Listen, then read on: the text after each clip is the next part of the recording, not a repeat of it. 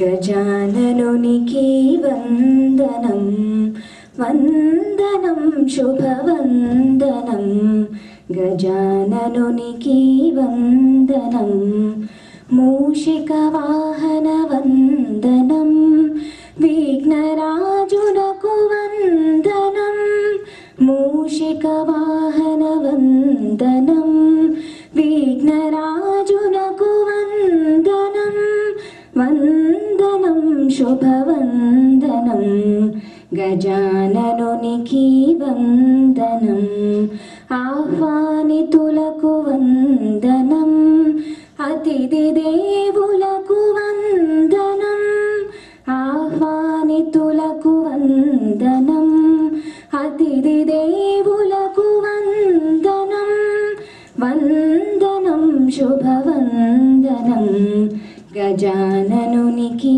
వందనం లక్ష్మీ పార్వతి సరస్వతి అంబా శాంభవి శంకరి లక్ష్మీ పార్వతి సరస్వతి అంబా శాంభవి శంకరి నర్తనమాడే శివ పార్వతులకు నర్తనమాడే శివ పార్వతులకు అంజలులివిగో సుమాంజలులివిగో అంజలులివిగో సుమాంజలులివిగో వందనం శుభవందనం గజాననునికి వందనం వందనం శుభవందనం గజాననునికి వందనం.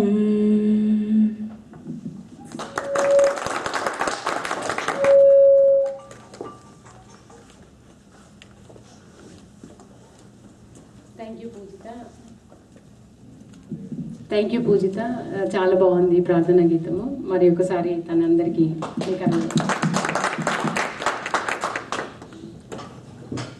2003 సంవత్సరము ఉత్తర టెక్సస్ సాహిత్య వేదికకి సమన్వయకర్తగా నేను సింగిరెడ్డి శారద మరియు నా బృందము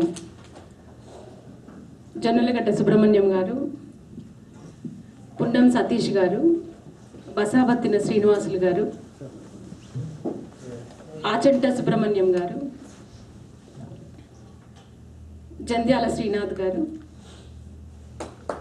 ఆయులూరి బస్వి గారు, రొడ్డా రామకృష్ణారెడ్డి గారు, ఈ బృందము ఈ సంవత్సరము చేయబోయే సాహిత్య వేదిక కార్యక్రమాలన్నింటికి బాధ్యత నిర్వర్తిస్తుంది. అందరం కలిసి మేము ఈ బాధ్యత నిర్వర్తిస్తున్నాము. ముందుగా ఈరోజు మనము స్వీయ కవితలతో మనము ఈ ప్రోగ్రామ్ని స్టార్ట్ చేస్తున్నాము.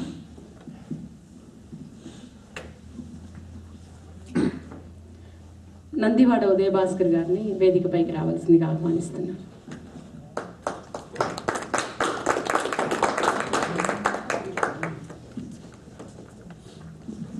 శారద గారు థ్యాంక్స్ అండి.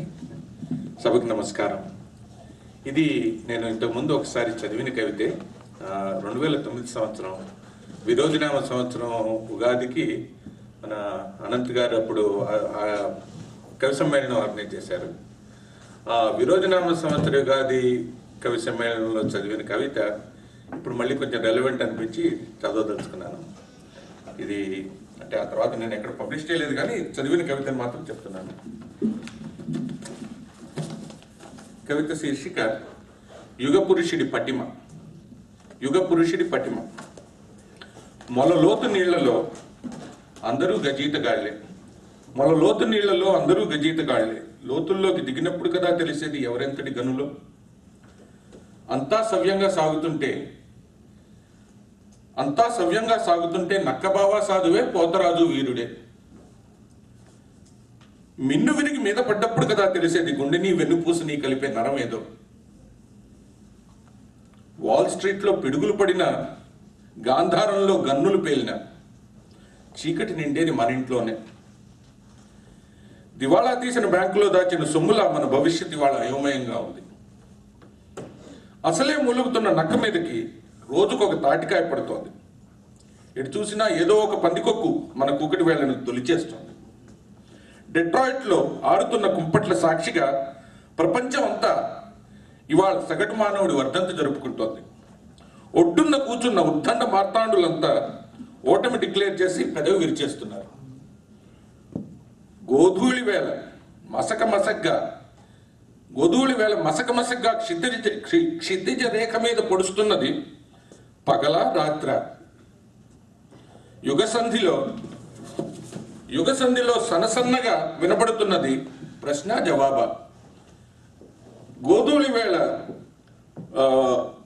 మసగ్గా క్షితిజ రేఖ మీద పొడుస్తున్నది పగల రాత్ర. యుగసంధిలో సనసన్నగా వినపడుతున్నది ప్రశ్న జవాబా. రంగస్థలం మీద జరుగుతున్న నాటకం మిత్రలాభమా మిత్రభేదమా?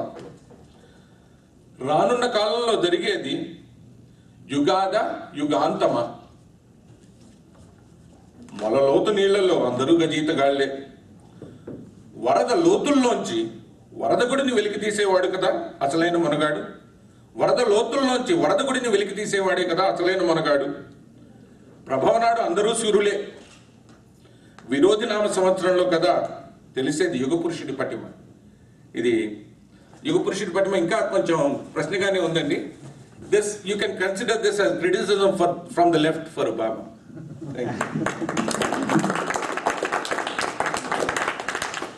రికవర్ అవుతుందని చెప్తున్నారండి. చాలా బాగుందండి ఉదయ్ భాస్కర్ గారు. Thank you so much sir. పంచాంగ శ్రవణానికి మా ఉగాది పండుగకి ఉదయ్ భాస్కర్ గారిని పిలుస్తున్నాం.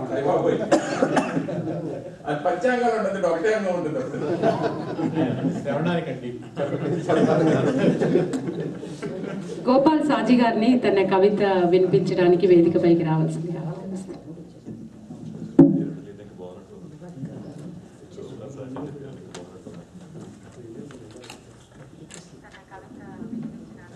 ఇది కొత్త వేదిక బాగుంది. ఇంతకు ముందు వాటితో కంపేర్ చేస్తే కొంచెం దూరమైనా కానీ బాగుంది.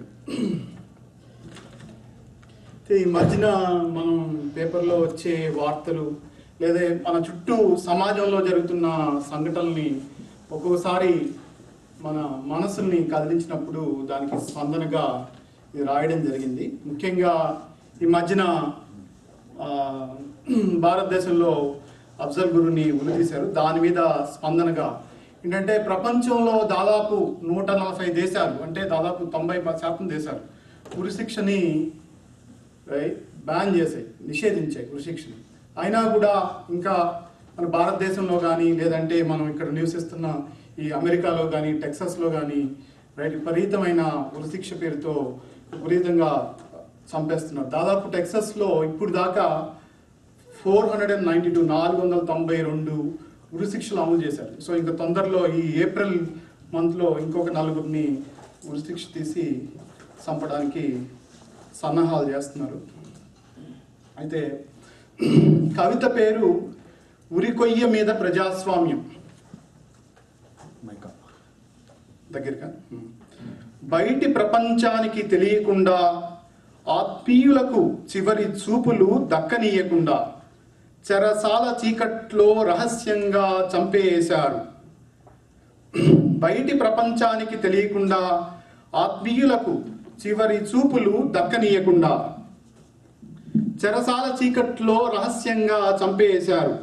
పత్రికలకు గుట్టు చప్పుడు కాకుండా చట్టం ముసుగులో మనిషి ప్రాణాన్ని తీసేశారు.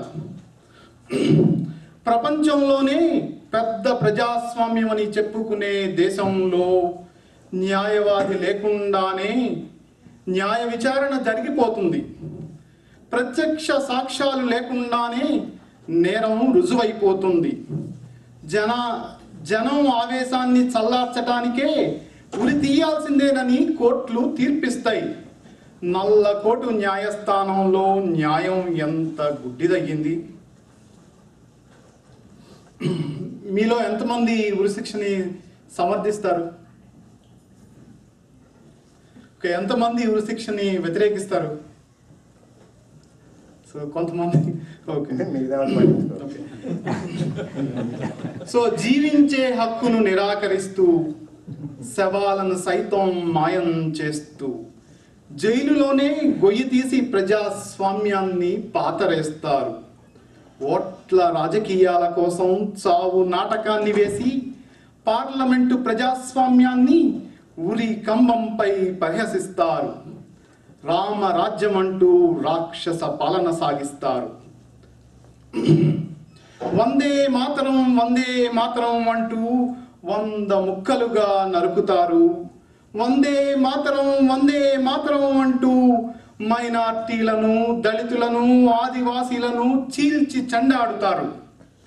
వందే మాతరం అంటూ తలలు నరికి దేశభక్తిని చాటుతారు. మతోన్మాదపు ఉన్మాదంతో పరవశిస్తూ మిఠాయిలను పంచి సావుని పండగగా చేస్తారు. ఇది జరిగింది వాస్తవంగా. మెజారిటీ ఓట్లను దండుకోవడానికి మైనార్టీలను ఉరి తీస్తారు. ప్రజాస్వామ్యం ముసుగులో మధ్యయుగపు క్రూరత్వాన్ని ప్రదర్శిస్తారు. ప్రజాస్వామిక సమాజంలో శిక్ష అంటే పగ కాదు, ప్రతీకారం కాదు, కన్నుకు కన్ను తీయటం కాదు, న్యాయం పేరుతో మనిషి ప్రాణాలు తీయటం సమంజసం కాదు. శిక్ష నేరస్తుణ్ణి మార్చాలి. సమాజంలో నేరాన్ని నివారించాలి.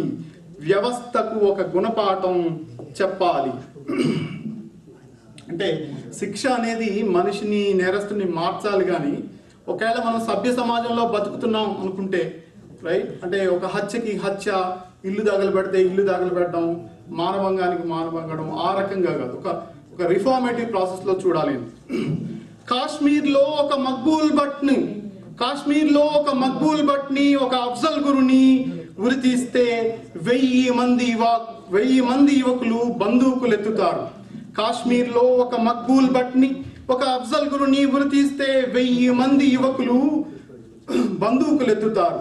కాశ్మీర్లో 1,00,000 మందిని కాల్చి చంపితే ప్రజాస్వామ్యం మీదే నమ్మకాన్ని కోల్పోతారు.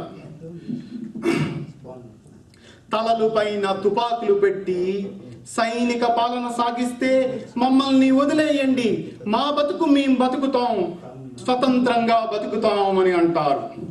కాశ్మీర్లో ఒక హసీనా, కాశ్మీర్లో ఒక సలీమా, సాజా, ఈ 3 అమ్మాయిల్ని భారత సైనికులు మానభంగం చేశారు. వాటి మీద ఏ శిక్ష లేదు, ఏ న్యాయ విచారణ లేదు. కాశ్మీర్లో ఒక హసీనా, ఒక సలీమా, ఒక సాజా, ఒక తల్లిని, చెల్లుని, కూతురుని, కోడలిని సోపియాన్లో, కునాన్ పోష్పురాలో, హరాన్లో భారత సైనికులు మానభంగాలకు పాల్పడితే ప్రభుత్వం నిందితులకి కొమ్ము కాస్తుంది. ఆఫ్సా అని ఒక చట్టం ఉంది, ఆర్మ్ ఫోర్సెస్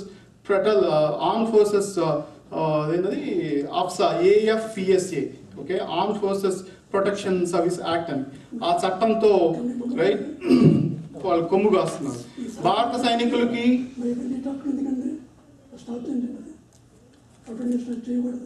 గురుగారు ఏమంటున్నారు వినపడలే అందరికి. ఇదే సాధ్యమేది కండి, వెనకాలి ఆ సబ్జెక్ట్కి ఇక్కడ తావు లేదు. సాధ్యమని మాట్లాడండి.